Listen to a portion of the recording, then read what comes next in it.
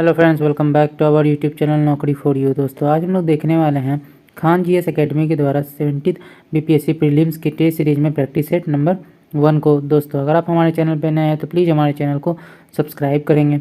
अगर आपको हमारी वीडियो पसंद आती है या आपको हेल्पफुल लगती है तो हमारी वीडियोस पर लाइक और कमेंट करना मत भूलिएगा और इसे अपने दोस्तों के साथ जरूर शेयर कीजिएगा। तो चलिए दोस्तों, शुरू करते हैं आज की इस वीडियो को।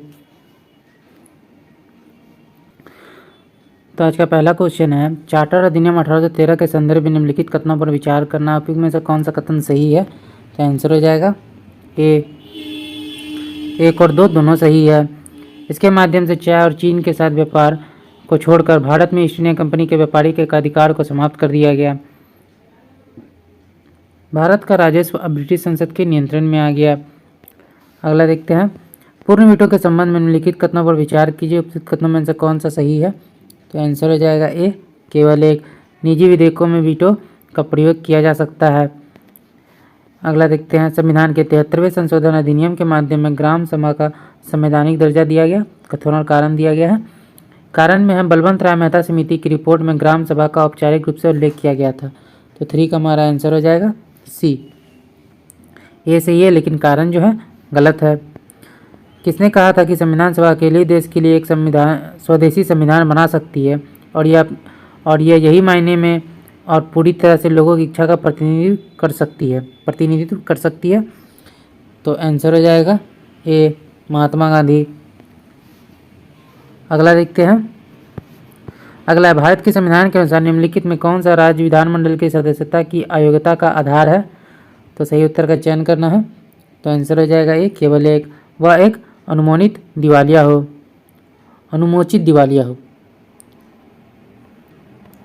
निम्नलिखित घटनाओं पर विचार कीजिए, उन्हें पहले से अंतिम गतिविधि के सही कालानुक्रम में व्यवस्थित करना है। तो 6 का हमारा आंसर हो जाएगा ए। सबसे पहले होगा संविधान सभा की पहली बैठक, फिर प्रारूप समिति की नियुक्ति, भारत के संविधान को अपनाया और अधिनियमित किया गया, फिर भारत के संविधान के प्रारंभ होने की तिथि। किसी राज्य का राज्यपाल निम्नलिखित में कौन सा कार्य करता है? तो आंसर हो जाएगा 7 का डी। उपयुक्त में से, तो इसका जो आंसर हो जाएगा डी, उपयुक्त में से कोई नहीं। राज्यपाल की शक्तियां और कार्य हैं, कार्यकारी शक्तियां हैं, विधायी शक्तियां हैं, वित्तीय शक्तियां और न्यायिक शक्तियां हैं। अगला है, सर्वोच्च न्यायालय ने निम्नलिखित में से किसे जीवन के अधिकार अनुच्छेद 21 के दायरे में जोड़ा है? तो 8 का हमारा आंसर हो जाएगा बी, सम्मान से जीने का अधिकार और आजीविका का अधिकार। अगला देखते हैं, भारत सरकार अधिनियम 1919 में प्रांतीय सरकार के कार्यों को आरक्षित एवं हस्तांतरित विषयों के अंतर्गत विभाजित किया गया था। निम्नलिखित में से किसे आरक्षित विषय माना जाता है? तो आंसर हो जाएगा 9 का सी, न्याय का प्रशासन, भू राजस्व और पुलिस। निम्नलिखित में कौन भारत के राष्ट्रपति के निर्वाचन में भाग लेते हैं? तो 10 का हमारा आंसर हो जाएगा बी, राज्य की विधानसभाओं के निर्वाचित सदस्य, केंद्र शासित प्रदेशों की विधानसभाओं के निर्वाचित सदस्य। अगला है, 1992 के 74वें संशोधन अधिनियम की विशेषताओं के संदर्भ में निम्नलिखित कथनों पर विचार करना है। उपयुक्त में से कौन सा कथन सही है? तो 11 का आंसर हो जाएगा ए, केवल एक जो है सही है। किसी विशिष्ट राज्य के राज्यपाल यह निर्देश दे सकते हैं कि अधिनियम के प्रावधानों को उनके विवेक के अनुसार संशोधित किया जा सकता है। अगला देखते हैं, अगला क्वेश्चन है, निम्नलिखित में कौन न्यायिक गतिशीलता शब्द का सर्वोत्तम वर्णन करता है? तो आंसर हो जाएगा डी, सरकार के अन्य 2 अंगों विधायिका और कार्यपालिका को अपने संवैधानिक कर्तव्यों का पालन करने के लिए न्यायपालिका द्वारा निभाई गई मुखर भूमिका। अगला है, तो भारतीय संविधान के किस अनुच्छेद के तहत राष्ट्रपति की अनुशंसा के बिना कर लगाने वाले विधेयक विधानमंडल में प्रस्तुत नहीं किया जा सकता है? तो आंसर हो जाएगा ए, अनुच्छेद 117। पैसा अधिनियम 1996 के संदर्भ में निम्नलिखित कथनों पर विचार कीजिए। उपयुक्त में कौन सा कथन सही है? तो आंसर हो जाएगा बी,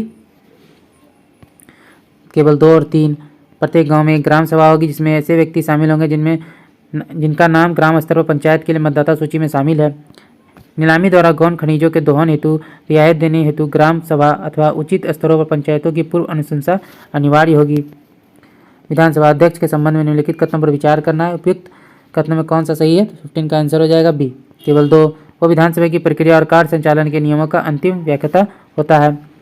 अगला देखते हैं, सूची 1 को सूची 2 से सम्मिलित करना है। तो 16 का हमारा आंसर हो जाएगा बी, संविधान का भाग 5 हो जाएगा, निर्वाचन यानी कि 4 भाग 6 से हो जाएगा, कुछ वर्गों के लिए विशेष उपबंध भाग 7 में हो जाएगा राजभाषा, और भाग 8 हो जाएगा आपातकालीन प्रावधान। निम्नलिखित कथनों पर विचार करना, उपयुक्त कथनों में कौन सा कथन सही है? तो 17 का हमारा आंसर हो जाएगा डी। ना तो 1 और ना ही 2, दोनों कथन गलत हैं।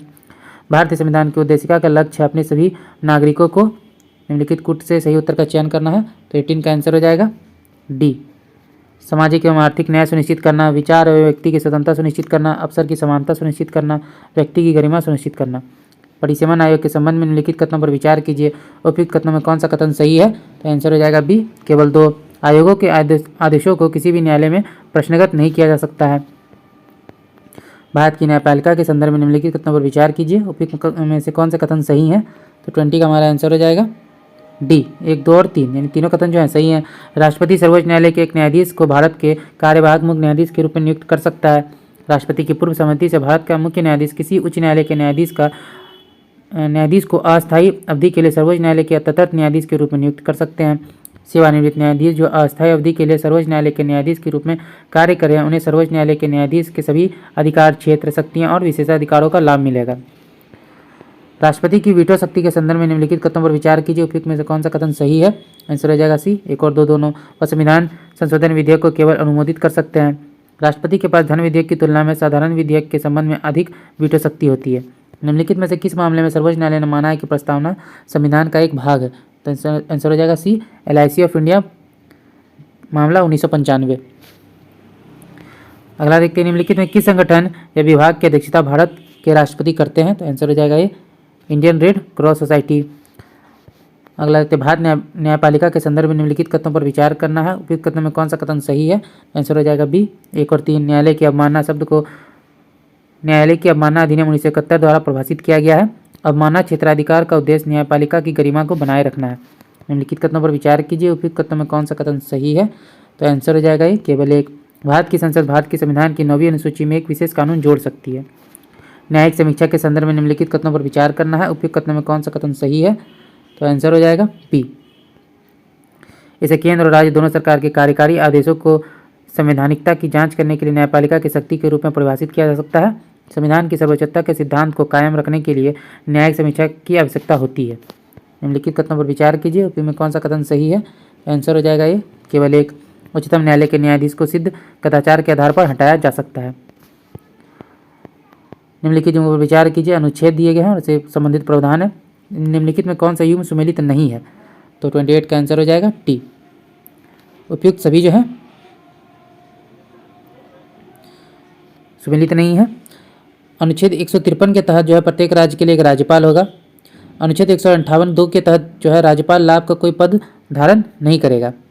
अनुच्छेद 161 के तहत किसी राज्य के राज्यपाल को उस विषय संबंधी जिस विषय पर उस राज्य की कार्यपालिका का शक्ति का विस्तार है, किसी के विरुद्ध किसी अपराध के लिए सिद्ध दोष ठहराए गए किसी व्यक्ति को दंड को क्षमा, उसके प्रविलंबन, विराम या परिहार करने का अथवा दंडादेश के निलंबन, परिहार या लघुकरण की शक्ति होगी। अनुच्छेद 165 के तहत प्रत्येक राज्य का राज्यपाल उच्च न्यायालय का न्यायाधीश नियुक्त होने के लिए अर्हत किसी व्यक्ति को राज्य का महाधिवक्ता नियुक्त करेगा। अगला देखते, उच्च न्यायालय के संदर्भ में निम्नलिखित कथनों पर विचार कीजिए, उपयुक्त में कौन सा कथन सही है? तो आंसर हो जाएगा डी, इनमें से कोई नहीं। नीचे दिए गए कथन और कारण दिए गए हैं, देख लेते हैं। अभी कथन क्या है? भारतीय राजनीतिक व्यवस्था की प्रकृति में निरंतरता और परिवर्तन के तत्व समाविष्ट है। कारण है, भारतीय राजनीतिक व्यवस्था में निम्नलिखित राजनीतिक शैलियाँ आधुनिक शैली, पारंपरिक शैली और संत शैली के तत्व हैं। तो आंसर हो जाएगा, तो 30 में हमारा आंसर हो जाएगा ए और आर दोनों सही है और आर एक सही स्पष्टीकरण है। अध्यादेश के संबंध में निम्नलिखित कथनों पर विचार कीजिए, उपयुक्त में कौन सा कथन सही है? तो ए केवल 1। इसने तब प्रख्यापित किया जा सकता है जब दोनों में से कोई भी सदन सत्र में न हो। निम्नलिखित कथनों पर विचार कीजिए, उपयुक्त में कौन सा कथन सही है? तो आंसर हो जाएगा ए केवल 3। ग्राम, मध्यवर्ती और जिला स्तर पर पंचायतों के सभी सदस्य सीधे लोगों द्वारा चुने जाएंगे। परिभाषा के अनुसार संवैधानिक सरकार का अर्थ है, तो 33 का आंसर हो जाएगा डी, सीमित सरकार। ग्राम न्यायालय के संदर्भ में निम्नलिखित कथनों पर विचार कीजिए, उपयुक्त कथनों में कौन सा कथन सही है? आंसर हो जाएगा केवल 2 और 3। ये गतिशील न्यायालय होते हैं तथा आपराधिक और सिविल न्यायालय दोनों की शक्तियों का प्रयोग करेंगे। पीठासीन अधिकारी की नियुक्ति राज्य सरकार द्वारा उच्च न्यायालय के परामर्श से की जाएगी। निम्नलिखित कथनों पर विचार कीजिए, उपयुक्त कथनों में कौन सा कथन सही है? तो आंसर हो जाएगा बी, केवल 2। यदि कानून या सार्वजनिक महत्व के के तथ्य का कोई प्रश्न उठता है तो सर्वोच्च न्यायालय राष्ट्रपति को अपनी राय देने से इनकार कर सकते हैं। संघ और उसके अधिकार क्षेत्र के संबंध में निम्नलिखित कथनों पर विचार कीजिए कि कौन सा कथन सही है। तो आंसर हो जाएगा सी, 1 और 2 दोनों। भारत 28 राज्यों और 8 केंद्र शासित प्रदेश से बना हुआ है। भारत संसदीय शासन प्रणाली वाला एक संप्रभु धर्मनिरपेक्ष लोकतंत्रात्मक गणराज्य है। निम्नलिखित में से किस मामले में राज्यसभा की शक्तियों और शक्ति लोकसभा के बराबर है। कूट का प्रयोग करके सही उत्तर बताना है। तो आंसर हो जाएगा बी, 1 और 2। राष्ट्रपति का निर्वाचन और महाभियोग, राष्ट्रपति द्वारा जारी अध्यादेशों को मंजूरी। सरकार का संसदीय स्वरूप वह है जिसमें 38 का आंसर हो जाएगा बी। सरकार संसद के प्रति उत्तरदायी होती है और इसे उसके द्वारा हटाया भी जा सकता है। एक संघीय न्यायालय के रूप में सर्वोच्च न्यायालय के पास कुछ मामलों में विशेष मूल क्षेत्राधिकार होता है। सर्वोच्च न्यायालय का यह क्षेत्राधिकार निम्नलिखित में से किस मामले तक विस्तारित नहीं है। तो 39 का हमारा आंसर हो जाएगा ए, 1 और 2। संविधान पूर्व किसी संधि समझौते से उत्पन्न विवाद, केंद्र और राज्यों के बीच नियत व्यय और पेंशन का समायोजन। मूल क्षेत्राधिकार का अर्थ है कि उच्च न्यायालय की अपील के बजाय पहली बार में विवादों को सुनने की शक्ति निम्नलिखित में कौन सा उच्च न्यायालय के मूल क्षेत्राधिकार के अंतर्गत शामिल है। सही कथन का जो है चयन करना है। 40 का आंसर हो जाएगा सी, 1, 2 और 3। नागरिकों के मौलिक अधिकारों का प्रवर्तन, संसद और राज्य विधानमंडलों के सदस्यों के निर्वाचन से संबंधी विवाद, संविधान की व्याख्या से जुड़ा मामलों को अधीनस्थ न्यायालय से उच्च न्यायालय में स्थानांतरित करने का आदेश देना, निम्नलिखित केंद्र शासित प्रदेशों को उनके गठन वर्ष के साथ जो है सम्मिलित करना है। तो 41 देखते हैं। तो 41 का जो हमारा आंसर है वो हो जाएगा बी। लक्षद्वीप हो जाएगा 1956, दमन और दीप 1962, चंडीगढ़ 1966 और दादरा और नगर हवेली 1961। अगला क्वेश्चन है 73वें संवैधानिक संशोधन अधिनियम के प्रावधानों को 2 श्रेणियों में बांटा जा सकता है, अनिवार्य और स्वैच्छिक। निम्नलिखित में कौन सा स्वैच्छिक प्रावधानों का हिस्सा है। तो 42 का हमारा आंसर हो जाएगा सी, केवल 3 और 4। ग्राम पंचायत के अध्यक्ष के चुनाव की पद्धति का निर्धारण करना और राज्य की संचित निधि से पंचायतों को सहायता अनुदान देना। निम्नलिखित कथनों पर विचार कीजिए, उपयुक्त कथनों में कौन सा सही है। तो आंसर हो जाएगा सी, 1 और 2 दोनों। राष्ट्रपति पर महाभियोग के आरोप को तय करने वाली 2/3 सदस्यों द्वारा पारित किया जाना चाहिए। कि आरोप को जो तय करने वाली जो 2/3 सदस्य है उनके द्वारा पारित किया जाना चाहिए। महाभियोग संसद में होने वाली एक अर्ध न्यायिक प्रक्रिया है। निम्नलिखित युग्मों पर विचार करना है, सूची 2 को मिलाना है। अच्छा, इसमें उपयुक्त में कौन सा सही है ये पूछा गया है। तो 44 का हमारा आंसर हो जाएगा ए, केवल 1 जो है सही है। विराम मूल रूप से दी गई सजा के स्थान पर सजा को कम करना है। दूसरा युग्म जो है गलत है। जब राष्ट्रपति परिहार का उपयोग करता है तो वह सजा की अवधि को कम करने के लिए कार्य करता है, लेकिन सजा की प्रकृति वही रहती है। तीसरा युग्म गलत है। जब राष्ट्रपति प्रविलंबन का उपयोग करता है तो वह किसी सजा, विशेषकर मौत की सजा के निष्पादन पर अस्थायी अवधि के लिए रोक लगा देता है। ऐसा करने में वो दोषी को उसे क्षमा मांगने या सजा कम करने के लिए समय देता है। अगला देखते हैं, निम्नलिखित में कौन सा सर्वोच्च न्यायालय का मामला मौलिक अधिकारों और राज्य के नीति निर्देशक सिद्धांतों के बीच विवाद संघर्ष से संबंधित है। तो आंसर हो जाएगा डी, 1, 3 और 4। चंपकदम दोराईराजन वाद 1951, के.एस. पुट्टास्वामी वाद 2018, गोलकनाथ वाद 1967। भारत नागरिकों के मौलिक कर्तव्यों के संदर्भ में निम्नलिखित कथनों पर विचार करना है। उपयुक्त कथनों में कौन सा कथन सही है। तो आंसर हो जाएगा 46 में डी, चारों। यह राष्ट्र विरोधी और असामाजिक गतिविधियों के विरुद्ध चेतावनी के रूप में कार्य करते हैं। यह किसी कानून की संवैधानिक वैधता की जांच और निर्धारण में न्यायालयों की मदद करते हैं। यह नागरिकों के लिए प्रेरणा स्रोत के रूप में कार्य करते हैं। यह कानून द्वारा परिवर्तनीय है। राज्य पुनर्गठन आयोग 1953 के संदर्भ में निम्नलिखित में कथनों पर विचार करना है। कौन सा कथन सही है। तो डी, 1 और 3। जस्टिस फजील अली, के.एम. पनिकर और हृदयनाथ कुंजड़ू इसके सदस्य थे। राज्य पुनर्गठन अधिनियम 1956 के अनुसार 14 राज्य और 6 केंद्र शासित प्रदेश बनाए गए। निम्नलिखित में कौन सा भारतीय संविधान में निर्धारित नागरिकों के मौलिक कर्तव्यों में से है। तो 48 का आंसर हो जाएगा सी। हमारी संस्कृति की समृद्ध विरासत को महत्व देना, संरक्षित करना, भारत की संप्रभुता, एकता और अखंडता को बनाए रखना और उसकी रक्षा करना, सार्वजनिक संपत्ति की रक्षा और हिंसा का त्याग करना। भारत के महान्यायवादी के संदर्भ में निम्नलिखित कथनों पर विचार कीजिए। उपयुक्त कथनों में कौन सा कथन सही है। तो 49 का आंसर हो जाएगा सी, तीनों कथन सही है। उसे भारत के सभी न्यायालयों में सुनवाई का अधिकार होता है। निजी कानूनी प्रैक्टिस के लिए उसकी फीस महान्यायवादी के रूप में प्राप्त होने वाले वेतन से अलग होती है।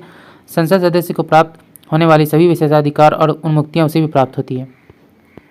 अनुच्छेद 19 के 2 के तहत वाक व्यक्ति की स्वतंत्रता प्रयोग पर युक्तियुक्त प्रतिबंध निम्नलिखित में किस परिस्थिति पर उचित हो सकता है। तो 50 का हमारा आंसर हो जाएगा सी, राज्य की सुरक्षा, मानहानि और सार्वजनिक व्यवस्था।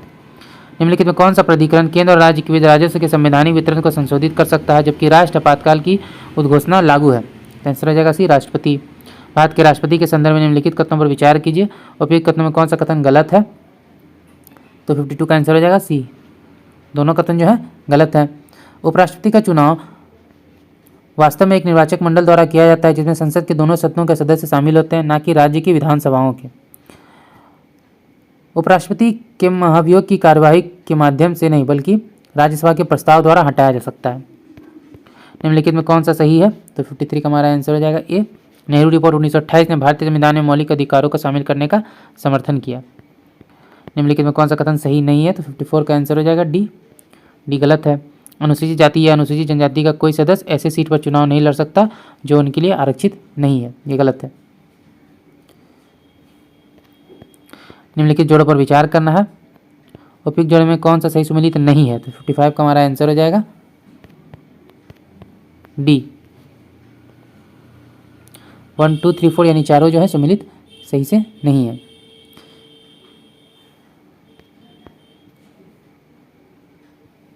अनुच्छेद 41 के तहत जो है राज्य अपनी आर्थिक क्षमता और विकास की सीमा के भीतर काम करने का अधिकार, शिक्षा का अधिकार और बेरोजगारी, बुढ़ापा, बीमारी और विकलांगता के मामले पर अवंचित अभाव के अन्य मामलों में सार्वजनिक सहायता पाने के लिए प्रभावी प्रावधान करेगा। अनुच्छेद 42 में जो है राज्य के काम की न्यायसंगत और मनोचित दशाओं को सुनिश्चित करने के लिए प्रसूति सहायता का उपलब्ध करेगा। अनुच्छेद 43A के तहत राज्य किसी उद्योग में लगे उपक्रमों, प्रतिष्ठानों या अन्य संगठनों के प्रबंधन में श्रमिकों की भागीदारी को सुनिश्चित करने के लिए उपयुक्त कानून या किसी अन्य तरीके से कदम उठाएगा। अनुच्छेद 43 के तहत राज्य ग्रामीण क्षेत्रों में व्यक्तिगत या सहकारी आधार पर कुटीर उद्योगों को बढ़ावा देने का प्रयास किया जाएगा। तो अगला देखते हैं, राज्य विधान परिषद राज्य विधानसभा के साथ समान शक्ति साझा करती है। इस संबंध में निम्नलिखित कथनों पर विचार कीजिए। उपयुक्त कौन सा कथन सही है? तो आंसर हो जाएगा केवल 3, राज्य लोक सेवा आयोग के अधिकार क्षेत्र में वृद्धि। अगला राज्य की नीतियों के निर्देशक सिद्धांत के संदर्भ में निम्नलिखित कथनों पर विचार कीजिए। उपयुक्त कौन सा कथन गलत है? आंसर हो जाएगा 57 का डी, ना तो 1 ना ही 2, दोनों कथन जो है सही है। संविधान इसे 3 व्यापक श्रेणियों में वर्गीकृत करता है, समाजवादी, गांधीवादी और उदारवादी। इसके उद्देश्य देश में राजनीतिक लोकतंत्र की स्थापना करना है। भारत के संदर्भ में निम्नलिखित कथनों पर विचार कीजिए। उपयुक्त कथनों में कौन सा कथन सही है? तो आंसर हो जाएगा सी, दोनों कथन जो है बी, 58 का आंसर हो जाएगा बी। किसी कैदी को पेरोल पर रिहा करने के लिए राज्य सरकारों के अपने नियम है, ये जो कथन है सही है। अगला है, भारतीय संविधान के किस अनुच्छेद के तहत पुरुषों और महिलाओं दोनों के लिए समान काम के लिए समान वेतन का प्रावधान किया गया है? तो आंसर हो जाएगा 59 में डी, अनुच्छेद 39 के डी में। राज्य के नीति निर्देशक सिद्धांत के बारे में निम्नलिखित में कौन सा कथन सही है?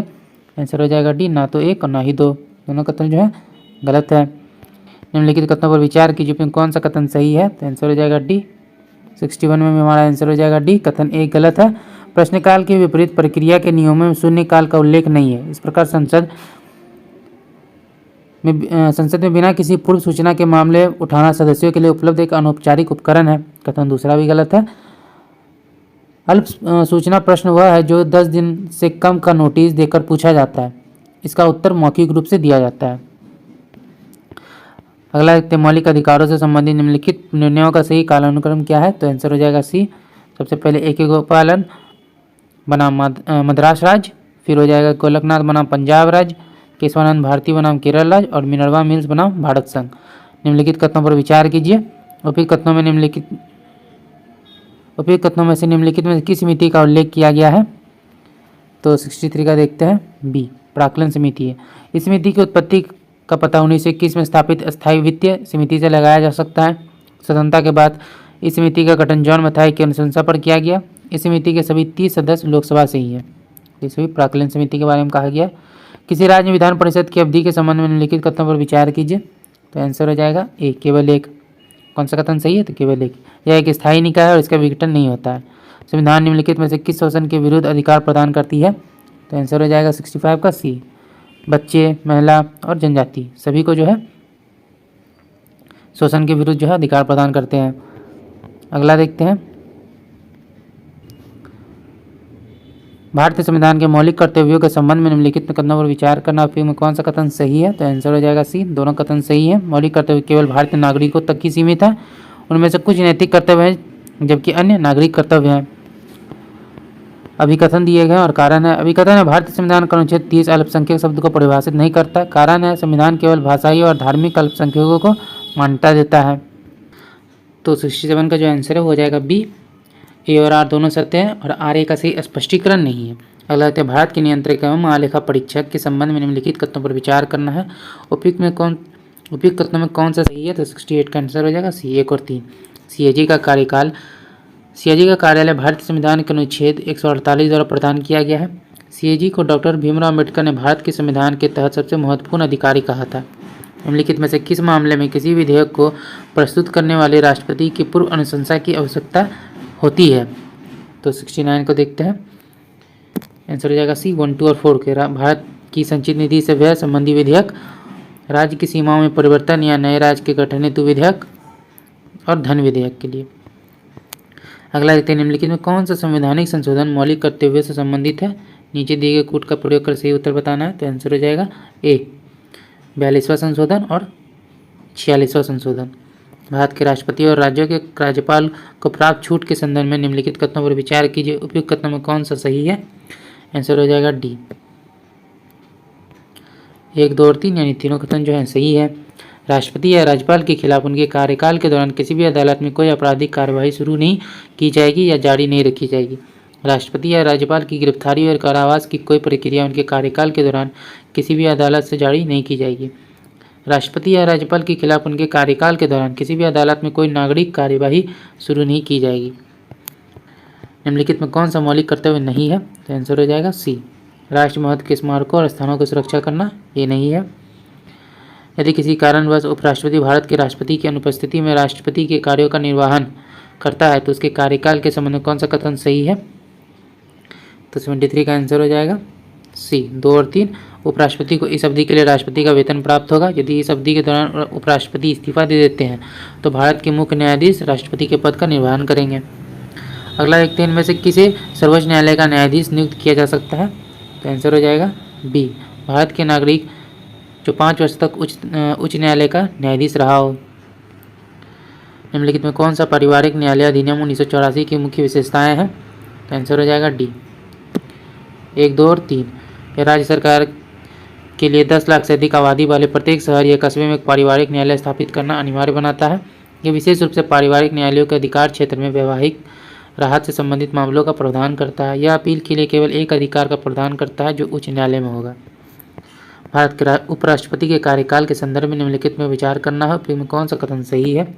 आंसर हो जाएगा बी, 1 और 2। उसका कार्यकाल उसके पद ग्रहण की तिथि से 5 वर्ष का होता है।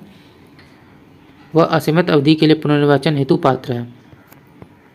अगला है भारत के सर्वोच्च न्यायालय के संदर्भ में निम्नलिखित कथनों पर विचार कीजिए। उपयुक्त में कौन सा कथन सही नहीं है? तो आंसर हो जाएगा ए, केवल 1 और 2।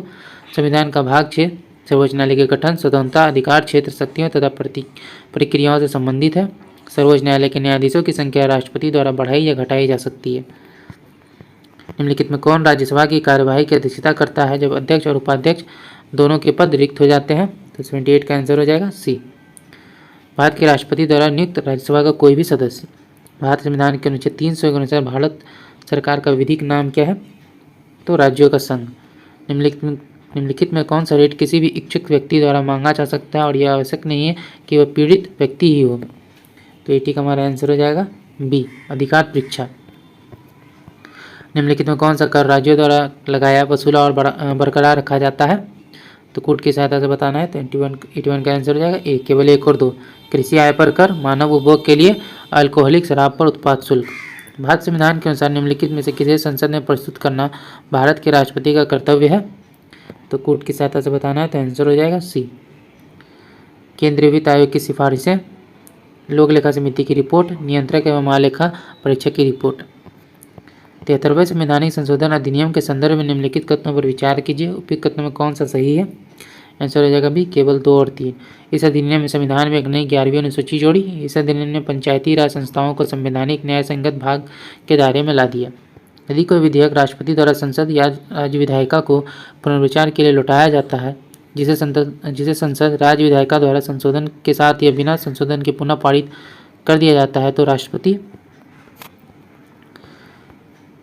84 का आंसर हो जाएगा ए। विधेयक पर अपनी सहमति देने के लिए बाध्य है। अविश्वास प्रस्ताव के संबंध में निम्नलिखित में कौन सा कथन सही नहीं है तो आंसर हो जाएगा सी जो है, जो सदस्य अविश्वास प्रस्ताव लाना चाहता है उसे लोकसभा अध्यक्ष को लिखित रूप से सूचित करना होगा। ये जो है गलत है। निम्नलिखित कथनों पर विचार कीजिए, उपयुक्त में कौन सा कथन सही है तो आंसर हो जाएगा डी। ना तो एक और ना ही दो, दोनों कथन जो है गलत है। राज्य विधानमंडल की सदस्य संख्या के संदर्भ में निम्नलिखित कथनों पर विचार कीजिए, उपयुक्त में कौन सा कथन सही है। एक और दो, किसी विधानसभा के सदस्य संख्या राज्य की जनसंख्या के आकार पर निर्भर करती है। किसी विधान परिषद की अधिकतम सदस्य संख्या संबंधित विधानसभा की कुल सदस्य संख्या की 1/3 निर्धारित है। निम्नलिखित में कौन संसद की लोक लेखा समिति की बैठकों में उपस्थित रहता है तो 88 का आंसर हो जाएगा सी, भारत के नियंत्रक एवं महालेखा परीक्षक। राज्यपाल के संबंध में निम्नलिखित कथनों पर विचार कीजिए, उपयुक्त कौन सा कथन सही है। आंसर हो जाएगा डी, उपयुक्त में से कोई नहीं। भारत सरकार के पदानुक्रम में भारत के न्यायाधीश से ऊपर कौन आता है तो आंसर हो जाएगा बी, पूर्व राष्ट्रपति। सबसे पहले आएंगे राष्ट्रपति, फिर उपाध्यक्ष, फिर प्रधानमंत्री, फिर राज्यों के राज्यपाल अपने राज्य में, पूर्व राष्ट्रपति, उप प्रधानमंत्री, फिर भारत के मुख्य न्यायाधीश, फिर लोकसभा अध्यक्ष ये जो है भारत के मुख्य न्यायाधीश और लोकसभा अध्यक्ष जो है वरीयता क्रम में जो है समान है। अगला एक, निम्नलिखित में कौन से पद का प्रावधान भारतीय संविधान द्वारा किया गया है तो 91 का आंसर हो जाएगा सी, भारत के महान्यायवादी और भारत के नियंत्रक एवं महालेखा परीक्षक। निम्नलिखित राज्य या केंद्र शासित प्रदेश के समूहों में से किस समूह में लोकसभा में केवल एक सीट है तो आंसर हो जाएगा डी, चंडीगढ़, सिक्किम और मिजोरम में। निम्नलिखित कथनों पर विचार कीजिए, उपयुक्त में कौन सा कथन सही है तो आंसर हो जाएगा बी, केवल 2। राष्ट्रीय आपातकाल के दौरान बनाए गए कानून आपातकाल समाप्त होने के 6 महीने की समाप्ति पर निष्क्रिय हो जाएंगे। नीचे दिए गए कथनों में अभिकथन और कारण दिए गए तो पढ़ते हैं। अभिकथन, भारत का नियंत्रक एवं महालेखा परीक्षक राष्ट्रपति के प्रसाद पर्यंत अपना पद का धारण करता है। कारण, भारत के नियंत्रक एवं महालेखा परीक्षक की नियुक्ति भारत के राष्ट्रपति द्वारा की जाती है। 94 का आंसर हो जाएगा डी। ए गलत है लेकिन आर जो है सही है। मंत्रिमंडलीय समिति से संबंधित निम्नलिखित कथनों पर विचार कीजिए, निम्नलिखित विकल्पों में कौन सा सही है। आंसर हो जाएगा डी, केवल 1 और 2। संविधान में कैबिनेट समितियों का उल्लेख नहीं है। प्रधानमंत्री द्वारा समय की मांग और परिस्थिति को ध्यान में रखते हुए मंत्रिमंडलीय समिति का गठन किया जाता है। अगला देखते हैं, किस समिति आयोग ने सिफारिश की कि अनुच्छेद 263 के तहत एक अस्थायी अंतर्राज्यीय परिषद जिसे अंतर सरकारी परिषद कहा जाता है स्थापित की जानी चाहिए तो आंसर हो जाएगा बी, सरकारी आयोग। निम्नलिखित कथनों पर विचार कीजिए, उसमें कौन सा कथन गलत है। आंसर हो जाएगा ए, केवल 2 जो है गलत है। सभी धन विधेयक वित्त विधेयक होते हैं परंतु सभी वित्त विधेयक धन विधेयक नहीं होते। यदि लोकसभा भंग होने के कारण विधेयक व्यक्तिगत हो जाता है तो कोई संयुक्त बैठक नहीं बुलाई जा सकती है। यदि उपाध्यक्ष लोकसभा की अध्यक्षता कर रहा है तो उसे अधिकार है। आंसर हो जाएगा सी, वोट की बराबरी की स्थिति में मतदान करने का, लेकिन पहली बार में नहीं। राज्य विधायिका के सदस्यों के लिए व्यक्तिगत विशेषाधिकार के संबंध में निम्नलिखित कथनों पर विचार कीजिए, कौन सा कथन सही है। आंसर हो जाएगा सी, दोनों कथन सही हैं। जब राज्य विधायिका का सत्र चल रहा हो तो उन्हें जूरी सर्विस से छूट दी जाती है। राज्य विधानमंडल के सत्र के दौरान उन्हें दीवानी मामलों में गिरफ्तार नहीं किया जा सकता। निम्नलिखित कथनों पर विचार कीजिए, कौन सा कथन सही है तो आंसर हो जाएगा बी, केवल 2। लोकसभा में विपक्ष के नेता को पहली बार 1969 में मान्यता दी गई। निम्नलिखित कथनों पर विचार कीजिए, कौन सा कथन सही है तो आंसर हो जाएगा डी, उपयुक्त में से कोई नहीं। संसद के उच्च सदन में उपराष्ट्रपति की महत्वपूर्ण भूमिका होती है। इस संबंध में निम्नलिखित कथनों पर विचार कीजिए, कौन सा कथन सही है तो आंसर हो जाएगा सी, दोनों। राज्यसभा में केवल वोट बराबर होने की स्थिति में ही वो वोट दे सकता है। जब उसे हटाने का प्रस्ताव विचाराधीन हो तो राज्यसभा के सभापति के रूप में किसी बैठक की अध्यक्षता नहीं कर सकता। लोकसभा अध्यक्ष को उसके पद से किस प्रकार हटाया जा सकता है तो आंसर हो जाएगा बी, लोकसभा के सभी सदस्यों से बहुमत से पारित एक प्रस्ताव द्वारा। शून्यकाल के संबंध में निम्नलिखित कथनों पर विचार कीजिए, कौन सा कथन सही है। यह एक भारतीय संसदीय नवप्रवर्तन है। यह सांसदों को बिना अग्रिम सूचना के राष्ट्रीय मुद्दे उठाने का अवसर प्रदान करता है। यह संसद के दोनों सदनों के सदस्यों के लिए उपलब्ध है। तीनों कथन सही हैं। लोकसभा की विशिष्ट शक्तियों के संदर्भ में निम्नलिखित कथनों पर विचार कीजिए। नीचे दिए गए कूट का प्रयोग कर सही उत्तर बताना है। आंसर हो जाएगा बी, केवल 2। मंत्रिपरिषद के विरुद्ध अविश्वास प्रस्ताव पारित करना। नगर पालिकाओं के संदर्भ में निम्नलिखित कथनों पर विचार कीजिए। उपयुक्त कथनों में कौन सा सही है? तो 106 का हमारा आंसर हो जाएगा सी। 1 और 2 दोनों। किसी औद्योगिक टाउनशिप में शहरी स्थानीय निकाय स्थापित करना राज्य का संवैधानिक दायित्व नहीं है। नगर पालिका के सभी सदस्य प्रत्यक्ष रूप से नगर पालिका क्षेत्र के लोगों द्वारा चुने जाएंगे। स्वतंत्र भारत के प्रथम मंत्रिमंडल 1947 में निम्नलिखित में से किनका संविभाग उनकी अंतरिम सरकार 1946 के संविभाग से अलग था? तो 107 का हमारा आंसर हो जाएगा डी, केवल 3। CH भाभा।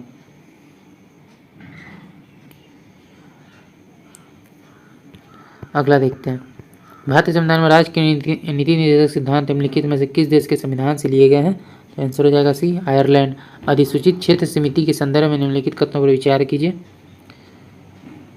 उपयुक्त में से कौन सा कथन सही है? तो आंसर हो जाएगा बी, केवल 2। इसे औद्योगिकरण के कारण तेजी से विकसित होने वाले शहर बनाया जा सकते हैं। सर्वोच्च न्यायालय में तदर्थ न्यायाधीशों की नियुक्ति उस स्थिति में की जाती है जब न्यायालय के किसी भी सत्र के लिए न्यायाधीशों का कोरम पूरा नहीं होता है। भारत के उपराष्ट्रपति को पद से हटाने के संदर्भ में निम्नलिखित कथनों पर विचार कीजिए। फिर कौन सा कथन सही है? आंसर हो जाएगा डी, में से कोई नहीं।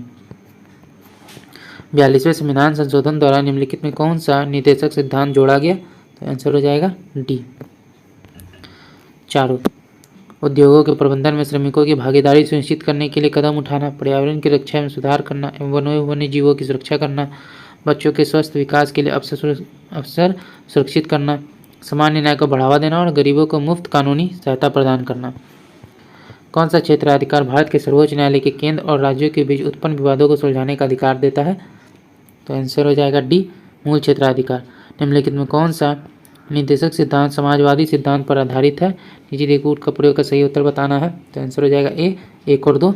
लोगों के पोषण स्तर और जीवन स्तर को ऊपर उठाना और सार्वजनिक स्वास्थ्य में सुधार करना, सामान्य न्याय को बढ़ावा देना और गरीबों को मुफ्त कानूनी सहायता प्रदान करना। राज्य की नीति निर्देशक सिद्धांत के संबंध में निम्नलिखित कथनों पर विचार कीजिए। में कौन सा कथन सही है? आंसर हो जाएगा केवल 1। यह अदालतों को किसी कानून की संवैधानिक वैधता की जांच और निर्धारण करने में मदद करता है।